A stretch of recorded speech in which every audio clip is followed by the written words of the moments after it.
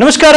ಉತ್ತರ ಕರ್ನಾಟಕ ನ್ಯೂಸ್ ನ morning news round up ಗೆ ಸ್ವಾಗತ. ನಾನು ಹನುಮಂತ್ ದೇಶ್ಮುಖ್. ಬನ್ನಿ ಕ್ವಿಕ್ ಆಗಿ ನೋಡೋಣ ಈ ಕ್ಷಣದ ಪ್ರಮುಖ ಸುದ್ದಿಗಳನ್ನ.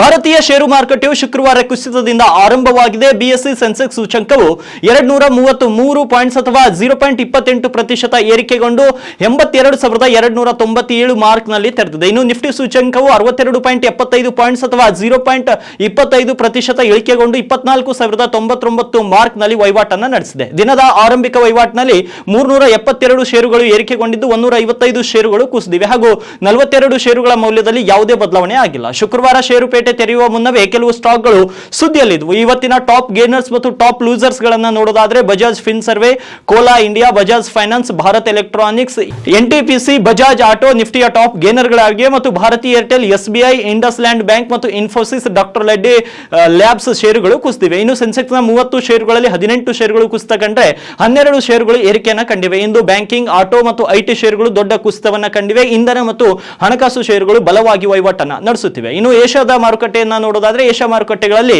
ಜಪಾನ್ನ ನಿಕ್ಕಿ 96 ಪಾಯಿಂಟ್ಸ್ ಗಳು ಅಂದ್ರೆ 0.25 ಕುಸಿದು 37,659ಕ್ಕೆ ವಹಿವಾಟನ್ನು ನಡೆಸುತ್ತಿದೆ ಮತ್ತು ಕೊರಿಯಾದ ಕೊಸ್ಪಿ 5 ಪಾಯಿಂಟ್ಸ್ ಗಳು ಏರಿಕೆಯಾಗಿ 2,621ಕ್ಕೆ ವಹಿವಾಟನ್ನು ನಡೆಸುತ್ತಿವೆ. ಇನ್ನು ಹಾಂಗ್ಕಾಂಗ್ನ ಹಾಂಗ್ ಸೆಂಗ್ ಸೂಚಕ 164 ಪಾಯಿಂಟ್ಸ್ ಗಳು ಅಂದ್ರೆ 0.70 ಕುಸಿದು 23,288ಕ್ಕೆ ತಲುಪಿದೆ. ಇನ್ನು ಚೀನಾದ ಶಾಂಘೈ ಕಾಸ್ಪೋಟಿಕ್ 17.50 ಪಾಯಿಂಟ್ಸ್ ಗಳು ಅಂದ್ರೆ 0.52% ಕುಸಿತು 3,363ಕ್ಕೆ ಮುಕ್ತಾಯವನ್ನಗೊಂಡಿವೆ. ಇನ್ನು ಮೇ 15ರಂದು ಅಮೆರಿಕದ ಡೌ ಜೋನ್ಸ್ 271 ಪಾಯಿಂಟ್ಸ್ ಗಳು ಅಂದ್ರೆ 0.65 ಏರಿಕೆಯಾಗಿ 42,322ಕ್ಕೆ ತಲುಪಿದೆ.